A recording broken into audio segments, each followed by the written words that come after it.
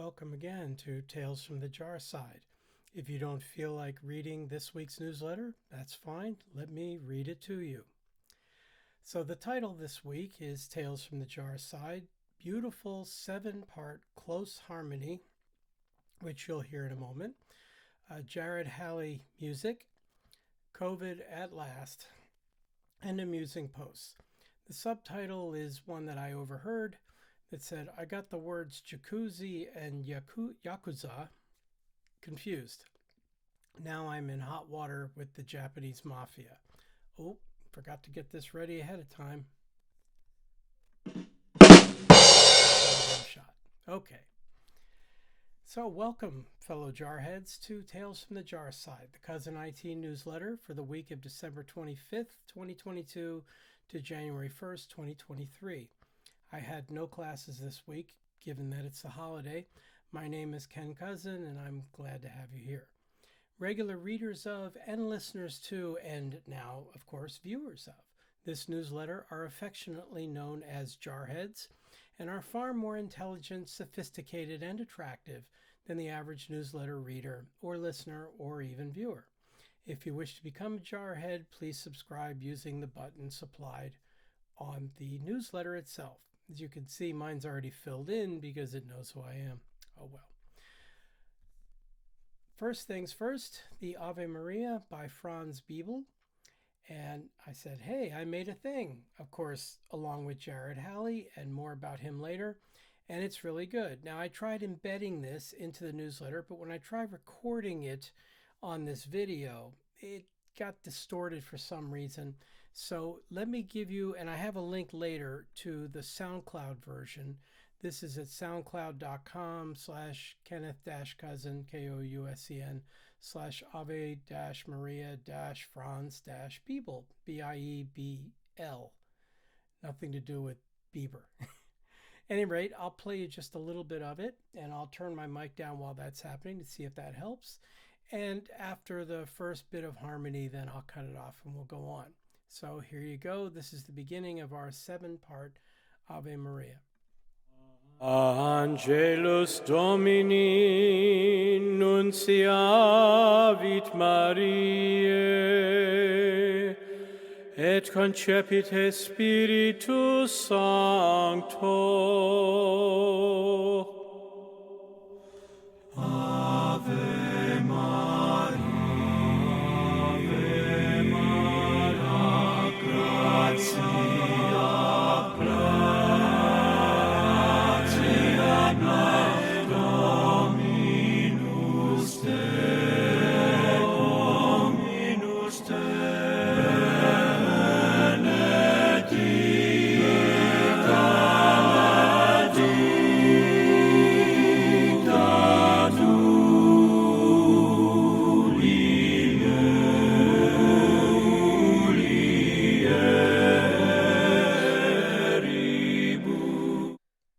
Okay, that ought to be enough, just to give you a flavor of what this is about. Hopefully the embedded player will work in the newsletter if you're interested, but I did notice that it didn't come through on the Substack app on Android. I don't know if it worked on iOS. Hopefully it did. At any rate, I'll give you the SoundCloud link a little later. Now, there's a web page at Wikipedia on this piece, on the Ave Maria by Franz Biebl, in case you're interested in it. I summarized a little bit of the information here. As you can see, actually, from this, if you have any musical background at all, it's split into 7 parts. There are 4-part chorus, if you will, at the bottom here, tenor 1 and 2, bass 1 and bass 2, and a 3-part trio, if you will, tenor 1, tenor 2, and baritone. Sometimes they use a full chorus for that as well. Sometimes it's 3 soloists. It really depends on who's arranging it and who's performing it as to how they handle this. At any rate, they interact with each other as you go along. The song was composed sometime in the 1950s by Franz Biebl. Didn't do well when he first published it in Germany. But as it turned out, the Cornell University Glee Club was traveling in Germany in 1970 and met him. That was actually not a coincidence. They invited them over. And they brought that song, as well as several others of his, to America. It did well with them, but much later, the very well known a cappella group Chanticleer, men's harmony group Chanticleer, started performing it in the late 80s as part of their regular rotation, and the song became popular. I believe it first appeared on one of their Christmas albums, and that's when it really took off. I personally first encountered it roughly 15 years ago. I was in a choir at the First Church of Christ in Glastonbury, Connecticut with my wife, and our choir director, Kathy Rodlin, who is now the director, the chief organist at St. Olaf's College in Minnesota.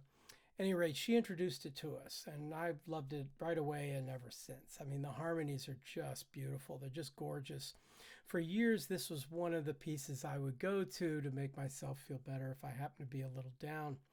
I wound up creating a YouTube playlist of many different versions. Here, let me click on that and show you what I mean.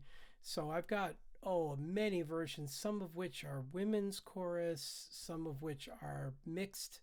So some are small groups and some are large, and just a whole bunch of them here. You're, of course, welcome to that if you're interested. But I've been listening to it for years and years and years.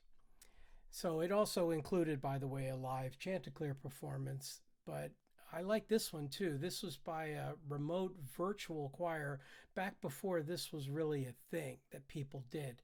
Let me just play the beginning of this one as well. Angelus Domini nunciavit Mariae, et concepit de Spiritus Sancto. Ave Maria, gratia plena, Dominus tecum. Anyway, their rendition travels all over the world, shows everywhere that they are. So there's 1, 2, 3, 4, 5, 6, 7, 8 of them, I believe. But they also double some parts. So they really had a good time with this. And they did a beautiful job. But that recording is several years old. I don't remember exactly how old now. I don't know what they've done since then. But at any rate, you might enjoy it. This was one of my favorites, too. This is someone arranged it for cello. Oh, listen to this. This is absolutely beautiful.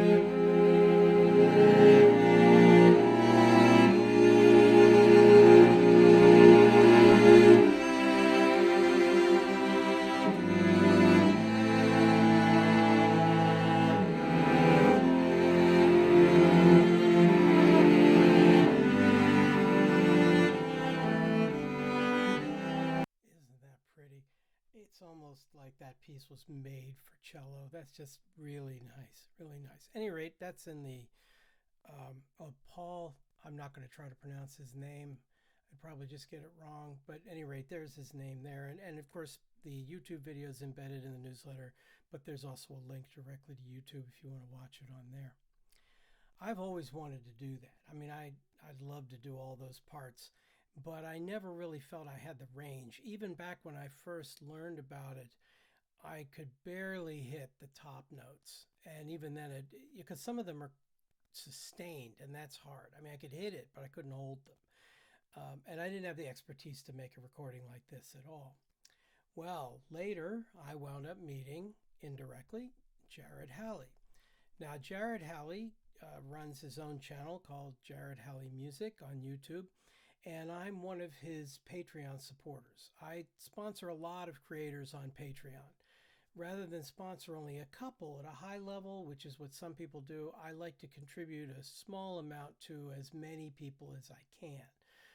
Generally as many as I can afford, or maybe a few more than I should really be doing. Those range from cartoonists to film critics to musicians and even a few others. So Jared's one of them. I found him on YouTube when I looked for these multi-track a cappella pieces a few years ago, about 3 years, I think. It was November of 2019. Through his multi-track a cappella medleys. And I don't remember which song was the one that made me convinced to support him, but this is one of them that came out right around the right time. So again, let me give you an idea what is involved in something like this, or what he was able to produce. So this is the classic Africa by Toto.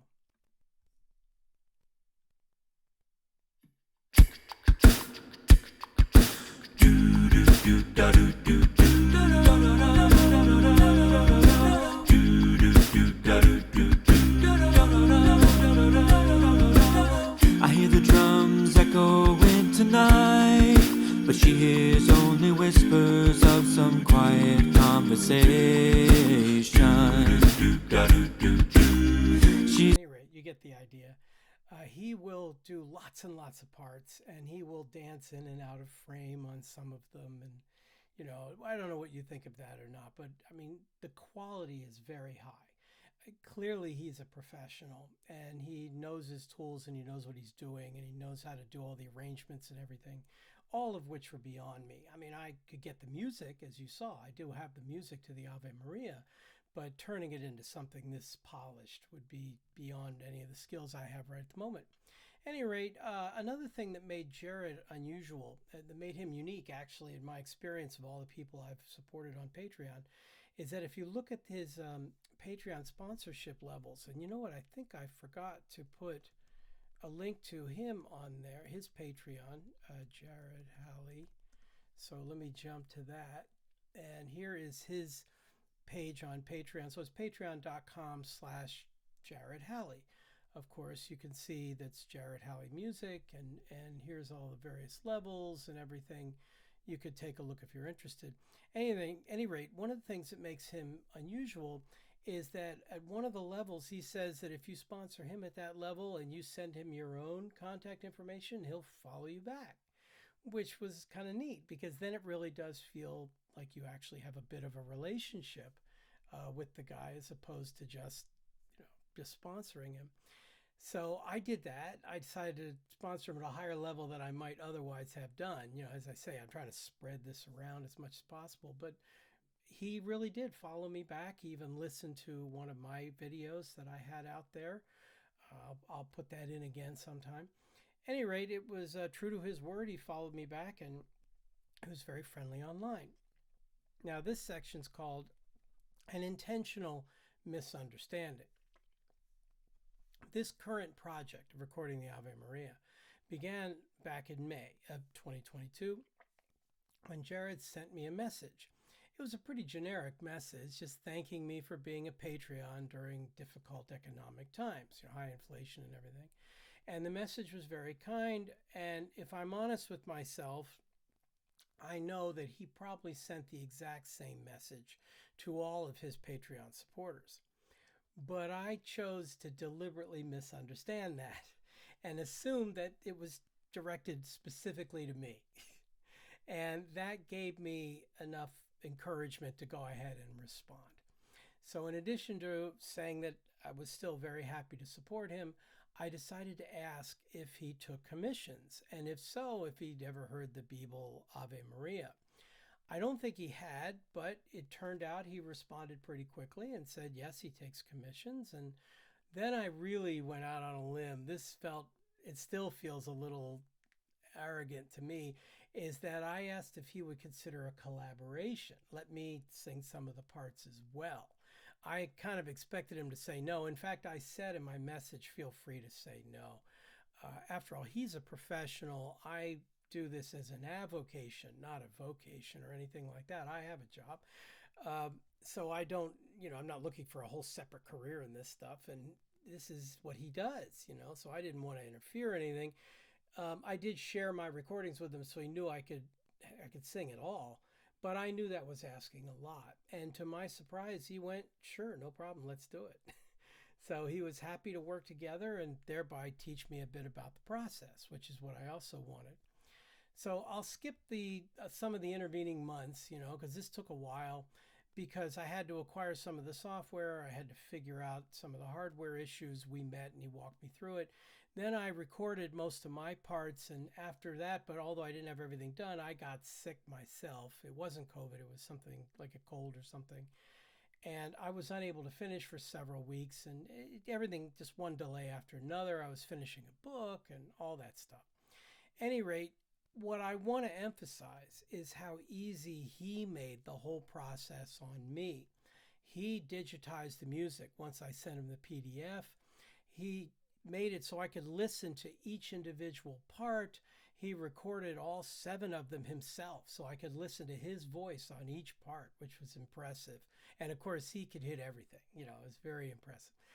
That way I could follow along and match his pitches as closely as possible. See, I was really worried that I was going to have to learn all 7 parts, like almost by memory, and I knew that was more than I could handle. At any rate, I didn't have to do any of that. It was very impressive that he had the complete range from low bass to high tenor, but I kind of knew that on the way in. At long last, the embedded audio recording at the top of this newsletter is the result in the one on SoundCloud. We finally completed it about a week ago. I managed to sing 6 of the 7 parts. I didn't do the highest tenor roll. Again, it's not that I couldn't necessarily hit it, it's I couldn't sustain it, and I didn't want to have him do all the work necessary to make it sound good even with that. I mean, he already had it covered. He did all 7, of course. He also let me do all 3 solos, which kind of surprised me. I thought we'd either do them together or we'd alternate. But again, this was a song I've known for over a decade, and the 3 solos are all very freeform, so it's hard to do them with somebody. I already knew what I wanted to do, and they came out okay. I'm happy enough with them, let's say. I mean, of course, I hear flaws, but you'll have that. At any rate, I hope you like the results. In case you're wondering, yes, we are going to turn it into a multi-track video as well. But I wanted to share this with you right away in the chance that you might enjoy it. You should be able to play it using the embedded player, but here is, in fact, the SoundCloud link in case you can't do it that way or you want to share it with someone else or what have you. That's all fine. Okay, next section. At long last, COVID. I sent the final versions of my solos early this week, which is a good thing because I ran into a problem later. My wife and I had dinner reservations for Friday evening for the holiday weekend and everything, but I'd been feeling increasingly out of sorts, under the weather for 2 days leading up to it, Thursday and really Friday. And I decided it might be a good idea to take one of those home COVID tests before we went out into public again. And sure enough, for the first time for me, it was positive. That's partly why I'm kind of hoarse right now. I don't have that much endurance, but I'm going to get through this okay. I'm double vaxxed and triple boosted. I've gotten everything I could get. And if you measure the pandemic for March 2020, it looks like I have a typo in there. I'm surprised I finished this newsletter at all. So, okay, I'll forgive myself some typos. So if you measure the pandemic from March 2020, I've made it almost 3 years. So it's 2 years and 9 months or so. So not 3 years and 9 months, 2 years and 9 months. I can't believe my wife didn't laugh at my math error as she does. I make a lot of those silly math errors, by the way. At any rate, without catching it. So, of course, since I hadn't caught it ever, I had usually joked to other people that I was the only person in New England who hadn't gotten COVID yet. And then occasionally I'd run into somebody who also hadn't got it. And I said, oh, we should form a club. But of course, our meetings will have to be remote, right? Oh, wait a minute. Let's try again. Okay. So, any rate, as these things go, it's a pretty mild case. I do go up and down. I had the symptoms of the current variant that's going around, with the sore throat that's pretty much gone, even though I don't have my voice back. With the shortness of breath, the slight fever, that kind of stuff. It's come and gone. It just compared to how so many people have gotten so sick with these things. I've been very fortunate. Of course, it's not over yet. It's really annoying, and it's definitely slowing me down. So as I mentioned here, once I complete this newsletter, which I've been slowly writing over the past couple of days, it'll be time to get back to bed. Yeah, again, I'm isolating and all that. Don't worry about me. I'm doing pretty well, and I'll teach my class this week because, of course, I will. In fact, I expect to be fine in a few days, although we'll see. I mean, I haven't been through this yet. Okay, next section, other posts from Twitter and or Mastodon. So one more thing, and this was a tweet that basically has a picture of Columbo saying, just one more thing, sir, and then I'll be out of your hair. It's probably not important anyway, but I noticed a box of Jerry's pizza on the table there. My wife loves Jerry's. Can't get enough of them. But here's the thing. I thought you could only get it in Romania. Now, if you have been aware of anything on the internet this week, you know what that's referring to. I saw a few variations on that same theme. I'm not going to recount the whole Greta Thunberg owning of Andrew Tate so badly that he wound up arrested in Romania as a result. It's all over the web. I did put in a link to an article at The Guardian in case you want to check that out, because they don't have a paywall or anything, and they'll just bug you to try to subscribe, which, hey, it's a good place to be. Any rate, if you need one, it's a story that just keeps getting better and better. Her epic response to his trolling that, with the email address, and then he made his idiotic response video, followed by the story that the pizza box in the video allowed the Romanian authorities, who were already investigating him and his brother for human trafficking, to confirm that he was in town so they could make their arrest. The last tweet of all, I mean, even though her first response tweet garnered, 250 million views or something like that. And then this one got, this is what happens when you don't recycle your pizza boxes. Already had 3.5 million likes by the time I grabbed it. The Romanian police issued a statement denying that the pizza box was actually involved at all, which was disappointing. But I should mention this other tweet by Dale Van Natta Jr., who's an award-winning journalist, mostly sports, but he does lots of real journalism as well. He said, so the arrest timing within 24 hours of the pizza box follies was purely coincidental, right? Cops will never admit that a dumb subject's stupidity helped them find and arrest a dumb subject. And that really does have a ring of truth to it. I believe that. So it makes for a great cap on the story. Anyway, I hope that's the case. At any rate, works for me. A few other gags that came out of this. I mentioned a Mastodon feed last week called The Whore of Blobalon, of all things. At any rate, she posted this neat little picture. Select all squares with small dick energy. If there are none, click skip. And this is a reference to that email address, when Greta sent him, the email address smalldickenergy at getalife.com or whatever. So I thought that was pretty funny. Here was another good one from Mastodon. Said, better to remain silent and be thought a fool than to post a reply video on Twitter and go to a Romanian prison. Right. This was another one from the same person. Breaking the anonymous informant that led to Andrew Tate's arrest breaks silence and gives his first interview. And you could see the pizza box in shadow, right? Because it's anonymous, of course.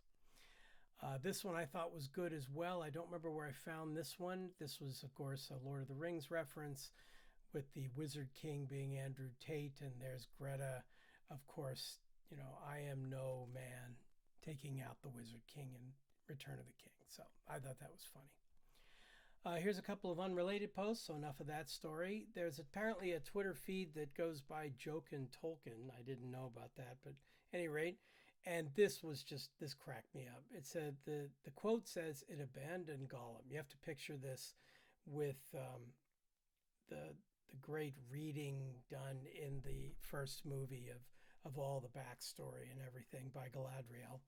It abandoned Gollum, but then something happened that the ring did not intend. It was picked up by the most unlikely creature imaginable. And of course, we see the stormtrooper from the first Star Wars movie chronologically holding that ring. And when it said, instead of saying, "Look, sir, droid," it's the One Ring, which that's a riot. Unlikely indeed. Now, Blair Erskine, who became well known a couple of years ago when she did a lot of parody videos for various politicians, did her usual excellent job skewering Southwest Airlines and their holiday incompetence this week. She's a spokeswoman for Southwest Airlines, talking about how they're always surprised by the holidays. They come at a different time every year, and who knew that it was going to snow and all this. At any rate, it's very entertaining. I think she's on the staff at Jimmy Kimmel Live now. I'm not sure. But at any rate, she's very clever. The best related quote from Southwest I heard was the question, "What's the difference between COVID and Southwest?" And the answer is COVID is airborne. Oh, wait a minute.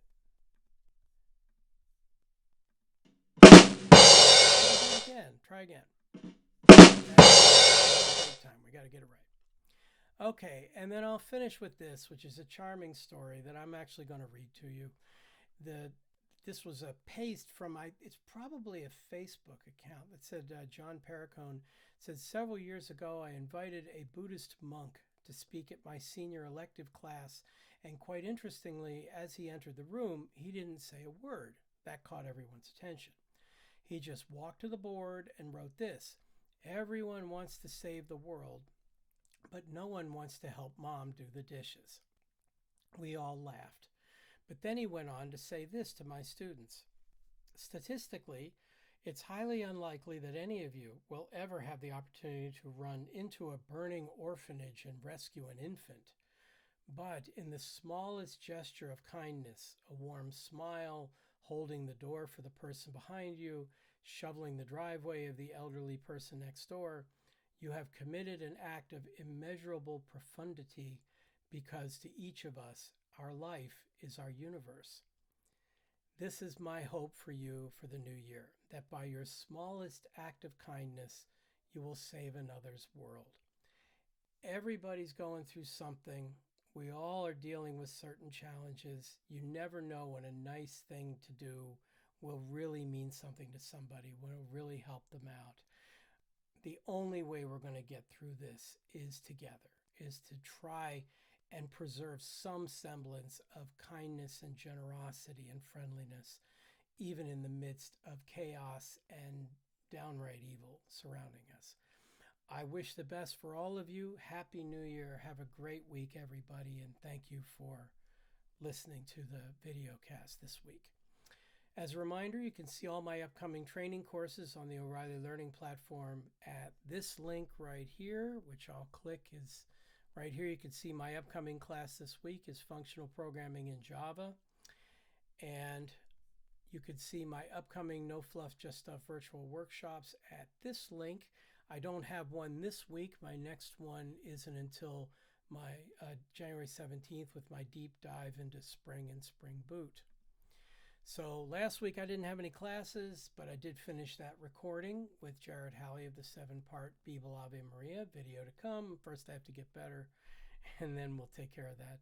This week I've got the Functional Programming in Java course, and then I write another Medium post to support Makito Made Clear. There's one in the pipeline already. I need to add another. The book is scheduled, I believe, probably for February at this point, even though it's all done. And then publish the video reading it. Yes, well, put together this newsletter or this video cast from Tales from the Jar Side. So please, if you enjoyed this, like, comment, share, and subscribe. And do consider supporting us on Patreon or PayPal. Oh, wait. This is free. Yeah, you don't have to support us on anything. You could just watch for free or read the newsletter. I'm just glad you're here at all. So thank you very much, and have a great week, everybody. Take care.